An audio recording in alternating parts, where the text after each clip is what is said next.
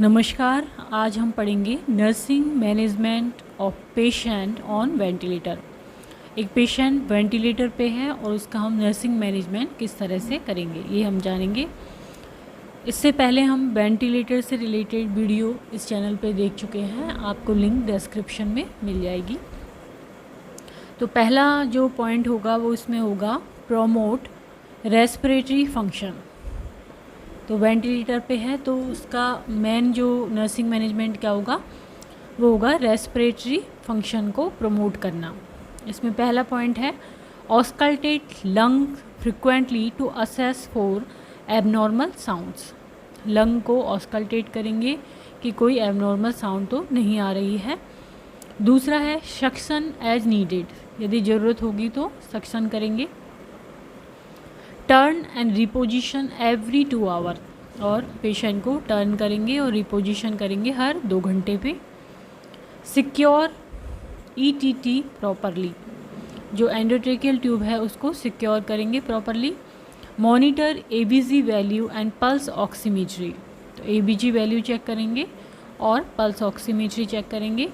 Suction of an artificial airway, artificial airway जो use किया जाता है वेंटिलेशन के दौरान उसका सक्शन करेंगे। तो इसमें सबसे इम्पॉर्टेंट होता है मैनेजिंग द एयरवे। यदि हम दूसरा पॉइंट देखें तो वो होता है एयरवे को मैनेज करना। Perform measures to clear the airway of secretions by doing suctioning, chest physiotherapy, frequent position changes and increase mobility as soon as possible. तो इसमें क्या करेंगे, हम एयरवे को क्लीन करने के लिए सक्शन करेंगे and chest physiotherapy, frequent position change करेंगे पेशेंट की, और जब वो वेंटिलेटर से वीन होएगा पेशेंट तो उसको जितना जल्दी हो सके उतना उसको मोबाइल करने के लिए कहेंगे। Maintain humidification of the airway by the ventilator to liquefy secretion so that are easily remove. तो जब वो वेंटिलेटर पे है तो हम क्या करेंगे, एयरवे को ह्यूमिडिफाई करेंगे, उसका मेंटेन करेंगे ह्यूमिडिफिकेशन, जिससे कि क्या होगा, सिक्रीशन लिक्विफाई हो जाएंगे और वो इजीली रिमूव हो जाएंगे। The cuff on the endotracheal और tracheostomy tube provides airway occlusion. तो जो एंडोट्रेकियल और ट्रैकियोस्टोमी ट्यूब में कफ होता है वो क्या करता है, एयरवे को ऑक्लूड कर देता है। Proper cuff inflation ensure the patient receive proper ventilation parameter such as TV and oxygenation. तो प्रॉपर कफ इन्फ्लेशन होना चाहिए जिससे कि हम इंश्योर हो जाएं कि जो पेशेंट है वो प्रॉपर वेंटिलेशन जो पैरामीटर हैं उसके प्रति हम इंश्योर हो जाएं। वो क्या हैं, जैसे कि टाइडल वॉल्यूम और ऑक्सीजनेशन। देन आता है सक्शन अप्रोप्रिएटली। सक्शन अप्रोप्रिएटली करना होता है। Patient receiving positive pressure mechanical ventilation have a tracheostomy endotracheal और नेजोट्रेकियल ट्यूब। तो जिन पेशेंट में पॉजिटिव प्रेशर मैकेनिकल वेंटिलेशन होता है उनमें ट्रैकियोस्टोमी, एंडोट्रेकियल ट्यूब या नेजोट्रेकियल ट्यूब यूज़ होती है।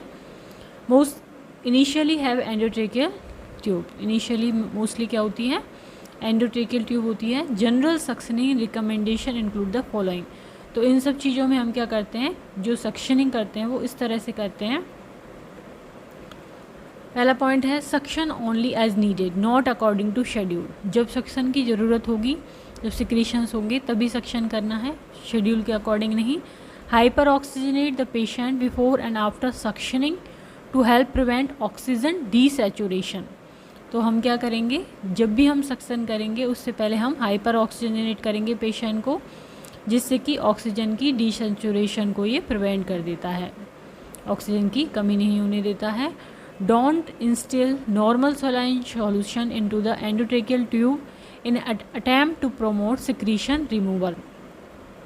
तो हम क्या करते हैं, उसमें नॉर्मल सलाइन सॉल्यूशन को इंस्टिल नहीं करते हैं उस एंडोट्रेकियल ट्यूब में, क्योंकि जिससे कि हमें ऐसा लगता है कि प्रोमोट सिक्रीशन रिमूवल कर रहा है ये, लेकिन इसको हमें नहीं करना है।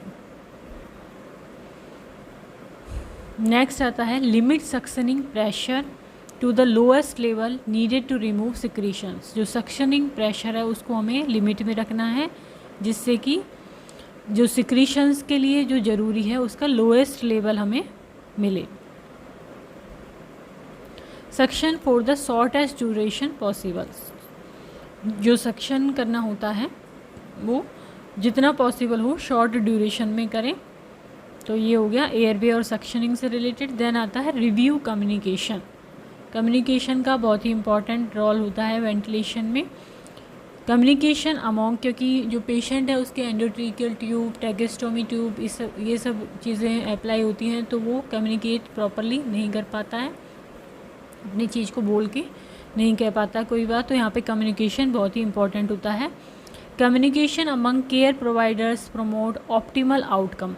इसके अलावा जो केयर प्रोवाइड कर रहे हैं पेशेंट को, जैसे कि नर्सेस हैं, डॉक्टर्स हैं, फिजियोथेरेपिस्ट हैं, फार्मा जो भी यूज़ कर रहे हैं मेडिसिन से रिलेटेड, डाइटिशियन है, तो सबका क्या होता है, एक जो भी टीम है उसका प्रॉपर कम्युनिकेशन होना चाहिए।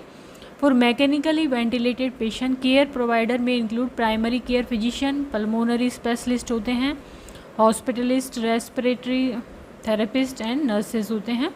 तो इनमें आपस में कम्युनिकेशन होना चाहिए। Develop alternative methods of communication for the patient on a ventilator. तो वेंटिलेटर पे जो पेशेंट होते हैं उनके ट्रैकेस्टोमी ट्यूब, एंडोट्रेकियल ट्यूब ये सब लगे रहते हैं, तो अल्टरनेटिव मेथड हमें यूज करनी चाहिए, जैसे कि lip reading, note pad and pencil और मैजिक स्लेट, जेस्चरिंग, जेस्चर से बताएं, लिप रीडिंग से, नोट पैड या उस पर लिख के बताएं, तो और या फिर पेशेंट भी उस पर लिख के बता सके। तो इस तरह की alternative method of communication use करनी चाहिए। देन आता है मॉनिटर फॉर कॉम्प्लिकेशंस। कॉम्प्लिकेशंस के लिए कैसे मॉनिटर करेंगे? Assess for possible early complication, rapid electrolyte changes तो नहीं हो रहे हैं, ये देखना होगा हमें, सीवियर एल्केलोसिस तो नहीं हो रहा है, hypotension secondary to changes in cardiac output, cardiac output के चेंजेस की वजह से हाइपोटेंशन तो नहीं हो रहा है, तो इन कॉम्प्लिकेशन को असेस करना होगा। Monitor for sign of respiratory distress, respiratory distress तो नहीं हो रहा है वेंटिलेटेड पेशेंट को, ये हम कैसे पता लगेंगे? रेस्टलेसनेस से, apprehension, irritability and increase heart rate से पता लगेगा। तो ये हमें मॉनिटर करना है, monitor for sign of respiratory distress.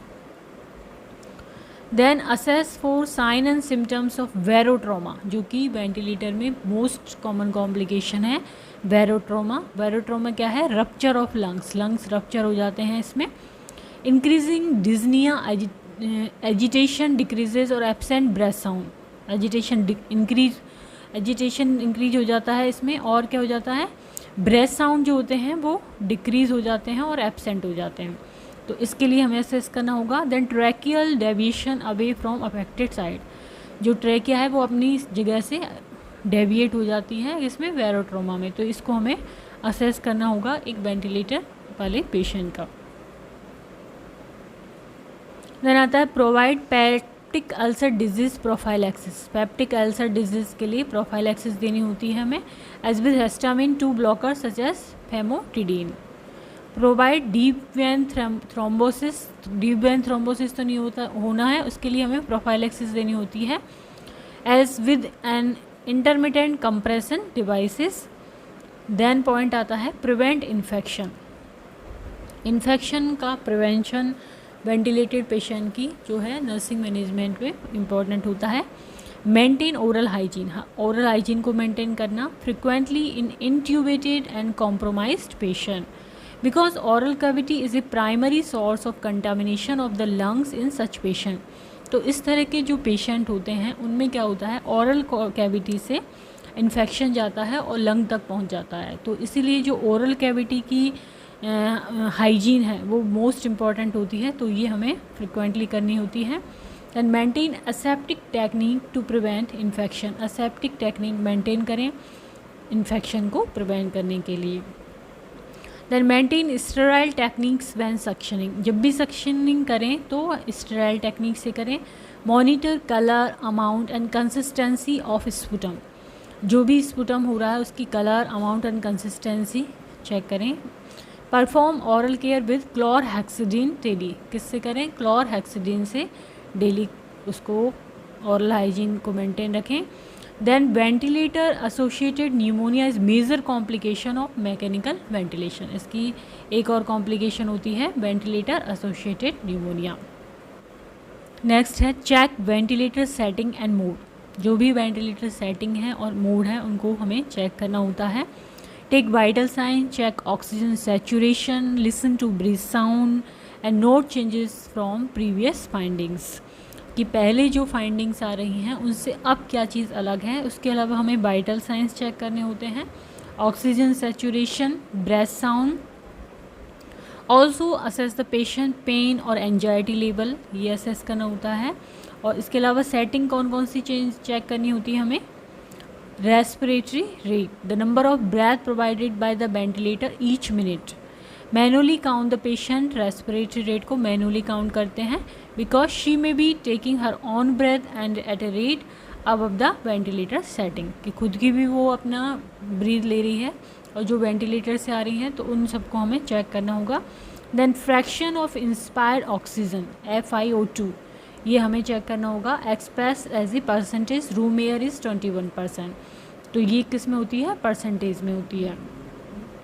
Then tidal volume, the volume of air inhaled with each breath expressed in millilitre, ये मिलीलीटर में एक्सप्रेस होता है टाइडल वॉल्यूम, इसको TB और BT कहते हैं, तो ये हमें चेक करना होगा। पीक इंस्पायरेटरी प्रेशर PIP, इसको हमें चेक करना होगा, the pressure needed to provide each breath के लिए जो प्रेशर चाहिए होता है उसको बोलते हैं peak inspiratory pressure. Target PEEP is below 30 centimetre S2O, high PEEP में इंडिकेट ए किंग ट्यूब, यदि 30 सेंटीमीटर से ज़्यादा है पीप तो इसका मतलब होगा कि जो ट्यूब हैं वो किंग हैं। A need for suctioning, bronchospasm और lung problem such as pulmonary oedema और न्यूमोथोरैक्स भी हो सकते हैं, तो ये हमें चेक करना होगा पीप। देन नेक्स्ट आता है assess pain and sedation need, कि पेशेंट को कोई पेन तो नहीं हो रहा है, उसके फेस से या इस तरह के जेस्चर से हमें ऐसा महसूस होता है, और इसके अलावा हमें सेडिशन की नीड तो नहीं है वेंटिलेटेड पेशेंट को, ये चेक करना होगा। नेक्स्ट आता है प्रिवेंट हीमोडायनेमिक स्टेबिलिटी, हीमोडायनेमिक जो इनस्टेबिलिटी है, स्टेबल नहीं रह पा रहा है, उसको हम कैसे प्रिवेंट करेंगे। Monitor vital signs as directed, monitor for, इससे क्या पता लगता है हमें वाइटल साइंस से, हीमोडायनेमिक स्टेबिलिटी के बारे में। And monitor for adequate fluid balance by assessing the presence of pulmonary oedema तो नहीं है। कैलकुलेशन डेली इनटेक आउटपुट देखेंगे हम, उसका मॉनिटर करेंगे डेली वेट, इससे पता लगेगा हमें कि उसका फ्लूइड बैलेंस एडिक्वेट है या नहीं है, या पल्मोनरी एडिमा के लिए भी उसको असेस करेंगे। Then the monitor the patient's blood pressure every 2 to 4 hour, जो वेंटिलेटेड पेशेंट है उसका हर 2 से 4 घंटे में हम ब्लड प्रेशर चेक करेंगे, मॉनिटर करेंगे। Specially after ventilator settings are change for adjusted, जो भी वेंटिलेटर सेटिंग्स हैं वो हमने चेंज किए हैं या एडजस्ट किए हैं, तो उसके बाद तो हमें ज़रूर ही उसका 2 से 4 घंटे में चेक करना होता है। Mechanical ventilation causes thoracic cavity pressure to rise on inspiration, inspiration के दौरान क्या होता है, मैकेनिकल वेंटिलेशन की वजह से जो थोरेसिक कैविटी होती है उसका प्रेशर बढ़ जाता है, विच puts pressure on blood vessels. तो जब थोरेसिक कैविटी का प्रेशर बढ़ जाएगा तो जहाँ पर जो ब्लड वेसल्स होंगी वो उनमें क्या होगा, प्रेशर बढ़ जाएगा, एंड में reduce blood flow to the heart, और जो हार्ट की तरफ ब्लड फ्लो होगा वो रुक जाता है मतलब कम हो जाता है यहाँ पे। As a result blood pressure में ड्रॉप, तो उसकी वजह से क्या होगा, ब्लड प्रेशर कम होगा। To maintain haemodynamic stability you may need to increase IV fluid, तो आपको IV फ्लूइड को बढ़ाने की ज़रूरत पड़ सकती है। और administer a drug such as dopamine और नॉरएपिनेफ्रिन इफ़ ऑर्डर, यदि ब्लड प्रेशर कम हो गया है तो डॉक्टर प्रेस्क्राइब कर सकते हैं डोपामीन और नॉरएपिनेफ्रिन। देन आता है प्रोवाइड एडुकेट न्यूट्रिशन प्रोवाइड करना। Begin tube feeding as soon as it is evident the patient will remain on the ventilator for a long time, तो जो फीडिंग है उस पर उतनी ही जल्दी ध्यान देना होता है, या ट्यूब फीडिंग उतनी ही जल्दी स्टार्ट करनी होती है, क्योंकि वेंटिलेटर पे पेशेंट क्या होता है, लॉन्ग टाइम तक रहता है। डेली वेट करते हैं, इनटेक आउटपुट मॉनिटर करते हैं। For optimal outcome ventilator patient must be well nourish. अच्छा आउटकम निकले वेंटिलेटर पेशेंट का, तो उसके लिए नरिशमेंट का बहुत ही ध्यान रखना होता है। Should begin taking nutrition early, तो इसलिए न्यूट्रिशन पे ध्यान स्टार्टिंग से ही देना होता है। बट जो पेशेंट स्वेलो नहीं कर पाते हैं नॉर्मली, तो उनके लिए अल्टरनेटिव न्यूट्रिशन रूट की ज़रूरत होती है। Preferably they should have feeding tube, या तो वो फीडिंग ट्यूब यूज़ करते हैं विद लिक्विड न्यूट्रिशन जाता है उसके द्वारा, provided through the gut. If this is not possible the health care team will consider parenteral nutrition. यदि पॉसिबल नहीं हो पाता तो फिर parenteral nutrition health care team provide करती है। नेक्स्ट नर्सिंग मैनेजमेंट आता है wean the patient from the ventilator appropriately. जो भी वीनिंग जब ऑर्डर करते हैं डॉक्टर्स, तो वो अप्रोप्रिएटली होना चाहिए। As a patient indication for mechanical ventilation resolve and she is able to take more breath on her own. जबकि जो मैकेनिकल वेंटिलेशन की जो इंडिकेशन है वो रिजॉल्व हो चुकी हैं, वो अपने आप ब्रेथ लेने लगा है patient, the health care team will consider removing her from ventilator. तो हेल्थ टीम डिसाइड करती है कि पेशेंट को वीन कर दिया जाए वेंटिलेटर से। सम पेशेंट में need weeks of gradually reduced ventilator assistant before they can be extubated. तो कुछ को वीक्स लगते हैं, धीरे धीरे ये किया जाता है कि वो एक्सट्यूबेट करें, उससे पहले उनको वेंटिलेटर असिस्टेंस की ज़रूरत पड़ती है। Others can't be wean at all, तो लेकिन कुछ है उनको एकदम से बीन नहीं किया जाता है। Factors that affect ease of weaning include, तो जो भी फैक्टर्स हैं जो कि वीनिंग को अफेक्ट करते हैं वो कौन से हैं। अंडरलाइंग डिजीज़ प्रोसेस क्या है, कौन सी डिजीज़ है पेशेंट को, जैसे COPD chronic obstructive pulmonary disease है, और पेरिफेरल वेस्कुलर डिजीज़ है, और medication use to treat anxiety है, and pain and nutritional status. तो क्या कारण है उसके हिसाब से ही उसको वीन किया जाता है। Then educate the patient and family को और पेशेंट को एजुकेट करना। To ease distress in the patient and family, teach them why mechanical ventilation is needed and emphasize the positive outcome it can provide. तो patient और family के distress को ease करने के लिए जो भी टीचिंग है मैकेनिकल वेंटिलेशन के से रिलेटेड कि इसकी क्यों ज़रूरत है और इसके क्या पॉजिटिव आउटकम आएंगे, वो बताने चाहिए उनको। Each time enter the patient room, explain what are you doing, reinforce the need and reason for multiple assessment and procedures। तो जब भी आप पेशेंट के रूम में जाएं तो जो भी प्रोसीजर कर रहे हैं उनके बारे में बताएं पेशेंट को और फैमिली को।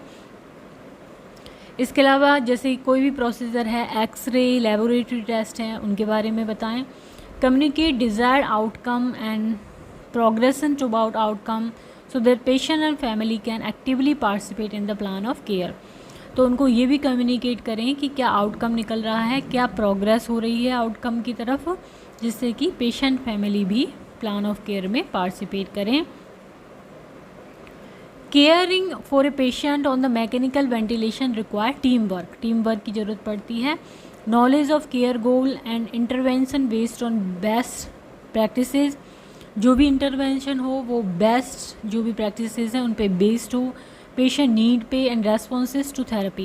Mechanical ventilation has become a common treatment and nurses must be knowledgeable होनी चाहिए और confident होनी चाहिए मैकेनिकल वेंटिलेशन को लेके। इसके अलावा मॉनिटर फॉर GI ब्लीडिंग के लिए भी मॉनिटर करना होता है। Monitor bowel sound, monitor gastric pH, हीमा test, gastric secretions, observe the physical signs such as colour, secretion, breathing pattern and state of consciousness, ये देखने होते हैं हमें। इसके अलावा observe the tidal volume and pressure manometer regularly, intervene when they are abnormal, यदि कुछ एबनॉर्मल है तो हमें इंटरवीन करना होगा। Suction if airway pressure increases है तो हमें सक्शन करना होगा। इसके अलावा the nurse should continue assess the patient for adequate gas exchange, sign symptoms of hypoxia तो नहीं है इसके लिए देखना। रेस्पॉन्स क्या है ट्रीटमेंट, देन वीनिंग के बाद में educate patient and family and follow up के बारे में उनको बताना और फॉलोअप करना, ये सब आ जाता है nursing management of ventilated patient. इसके अलावा the nurse should assist a patient whose condition has become stable to get out of bed. Wean हो गया है, उसके बाद में वो स्टेबल है, उसके बाद में हमें क्या करना होगा, बेड से बाहर उसको मोबाइल कंडीशन में लाना होगा, and to a chair as soon as possible. If the patient can not move out of bed, the nurse encourage the patient to perform active range of motion exercises every 6 to 8 hour. 6 से 8 घंटे में active range of motion exercise करवानी है यदि patient move out नहीं कर पा रहा है बेड से। If the patient can not perform these exercises, the nurse perform passive range of motion exercises every 8 hour. यदि एक्टिव रेंज वाली एक्सरसाइज नहीं करवा रहा है तो passive range of motion exercise हर 8 घंटे में, जिससे कि to prevent contractures and venous stresses, contractures नहीं हो और वीनस स्ट्रेसेस नहीं हो, इसके लिए। तो nursing management of patient on ventilator में हमने पढ़ा promote respiratory function, manage the airway, then suction appropriately. इसके बाद में हमने जाना review communication, monitor for complication, then prevent infection, check ventilator setting and modes, assess pain and sedation need, prevent hemodynamic stability, provide adequate nutrition, wean the patient from ventilator appropriately, educate the patient and family, monitor for GI bleeding and educate patient family and follow up। तो यदि video आपको पसंद आता है तो इसको like करें, channel को सब्सक्राइब करें, कमेंट करें एंड शेयर करें। Thank you.